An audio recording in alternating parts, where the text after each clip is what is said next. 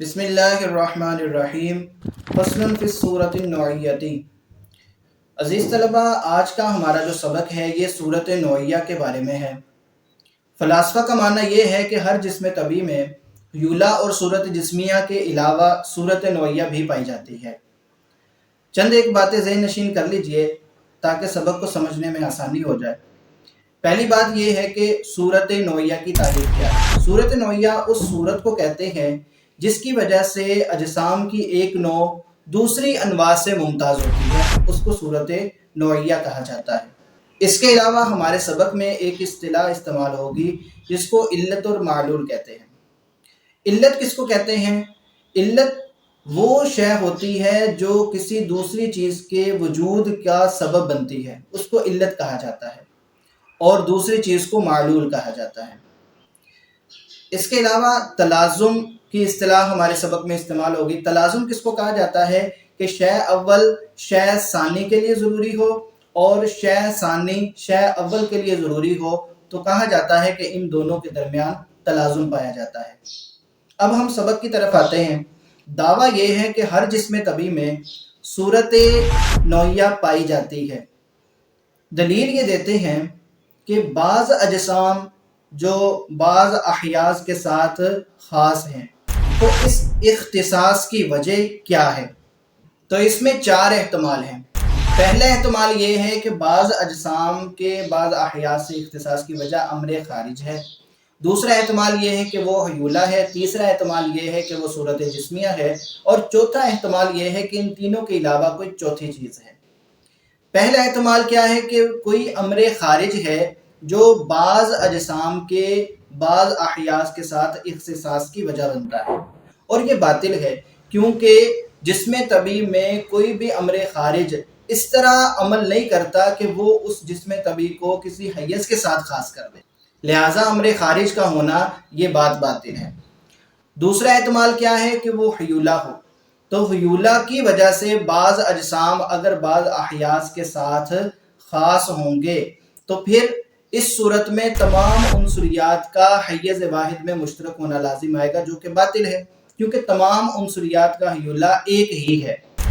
تیسرا احتمال یہ ہے کہ صورت جسمیہ کی وجہ سے یہ اختصاص ہو، تو یہ بات بھی باطل ہے۔ اس کی وجہ یہ ہے کہ تمام اجسام عالم، وہ چاہے عنصریات ہیں یا فلکیات ہے، تمام کی صورت جسمیہ ایک ہی ہے، اور اگر صورت جسمیہ کی وجہ سے بعض احیاز کے ساتھ اختصاص لازم آئے تو پھر تمام فلکیات، تمام عنصریات کا حیز واحد میں مشترک ہونا لازم آئے گا، جو کہ باطل ہے۔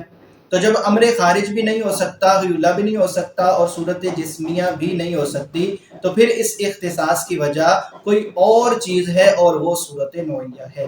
لہٰذا دلیل سے یہ بات واضح ہو گئی کہ صورت جسمیہ کے علاوہ ایک اور صورت بھی پائی جاتی ہے اجسام میں، جس کو صورت نوعیہ کہا جاتا ہے۔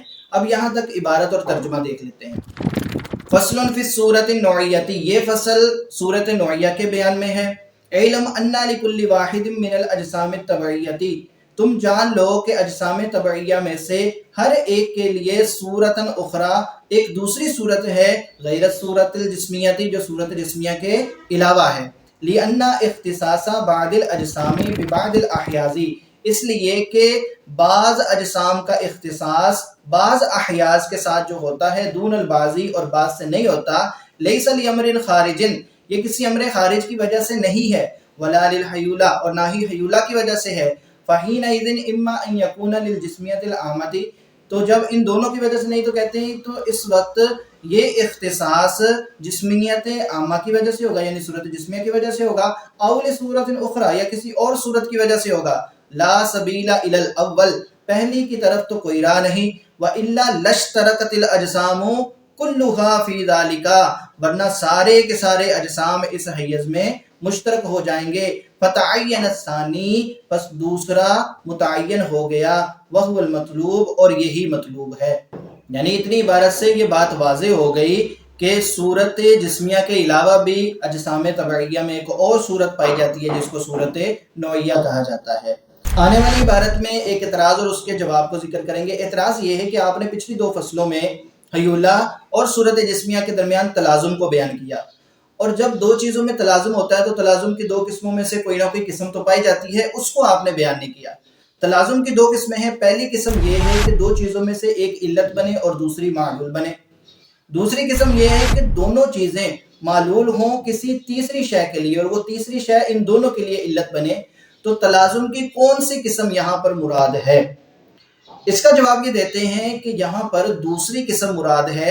حیولہ اور صورت جسمیہ یہ معلول ہیں کسی تیسری چیز کے اور وہ عقل ہے، اس لیے کہ ان دونوں میں سے کوئی بھی ایک دوسرے کے لیے علت نہیں بن سکتا، کیونکہ علت کے لیے ضروری ہے کہ وہ بالفعل معلول سے پہلے پایا جائے۔ اور ہم یہ پچھلی فصلوں میں بات بیان کر چکے ہیں کہ نہ تو حیولہ صورت جسمیہ کے بغیر بالفعل پایا جا سکتا ہے، نہ صورت جسمیہ حیولہ کے بغیر بالفعل پائی جا سکتی ہے۔ جب دونوں ہی ایک دوسرے کے بغیر بالفعل نہیں پائے جا سکتے تو پھر یہ بات واضح ہو جائے گی کہ یہ دونوں ہی ایک دوسرے کے لیے علت نہیں ہے، بلکہ یہ دونوں ہی معمول ہیں کسی تیسری چیز کے لیے اور وہ عقل ہے۔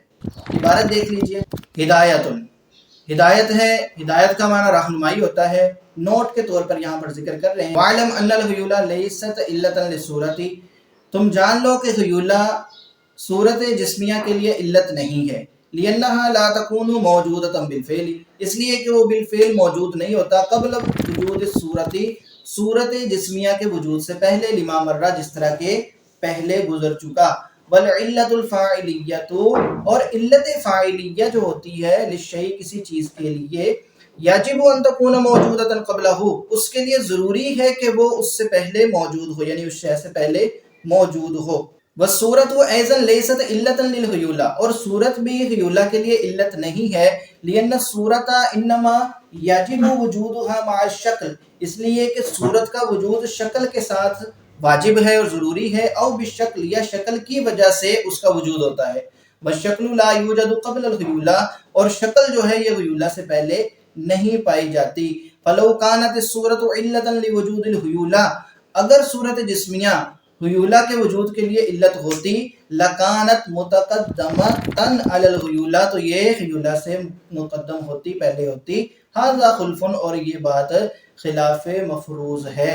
فاذا وجود کل منہما عن سبب منفصل، تو اس وقت یہ بات ثابت ہوگی کہ ان میں سے ہر ایک کا وجود کسی اور سبب کی وجہ سے ہے جو کہ منفصل ہے، یعنی ان سے جدا ہے، اور وہ سبب کیا ہے؟ وہ عقل ہے۔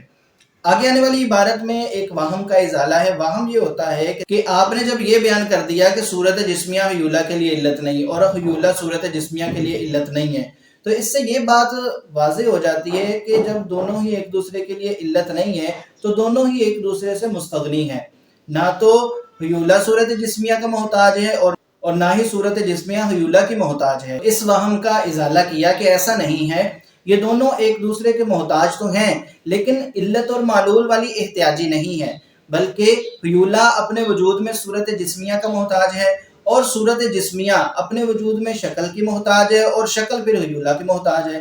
تو حیولہ بلا واسطہ صورت جسمیہ کا محتاج ہے اور جو صورت جسمیہ ہے یہ شکل کے واسطہ سے حیولہ کی محتاج، دونوں ایک دوسرے کے محتاج تو ہیں لیکن جہتیں مختلف ہیں۔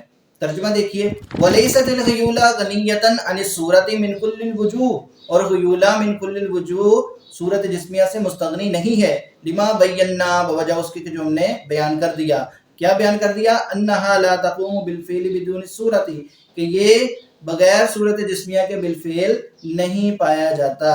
وَلَيْسَتِ الصُّورَةُ أَيْضًا غَنِيَّةً عَنِ الْحِيُولَةِ، اور نہ ہی صورت جسمیہ یہ مستغنی ہے حیولہ سے من کل الوجوہ کلیتاً، لما بینا، بوجہ اس کی جو ہم بیان کر چکے کہ انہا لا توجد، کہ وہ نہیں پائی جاتی بدون شکل، شکل کے بغیر، المفتقر الی الحیولہ، وہ شکل کے جو محتاج ہے حیولے کی، فالحیولہ تفتقر الی الصورت فی بقائہا، لہذا حیولہ جو ہے یہ محتاج ہے صورت جسمیہ کا اپنی بقا میں، والصورت، اور صورت جسمیہ بھی محتاج ہے، مفتقرۃ محتاج ہے، الی الحیولہ، حیولہ کی، فی تشکلہا، اپنی شکل میں، شکل حاصل کرنے میں۔ یعنی یہ دونوں ایک دوسرے کے محتاج ہیں لیکن جہات مختلف ہیں۔ حیولہ صورت جسمیہ کا محتاج ہے بلا واسطہ اور صورت جسمیہ حیولہ کی محتاج ہے شکل کے واسطہ سے۔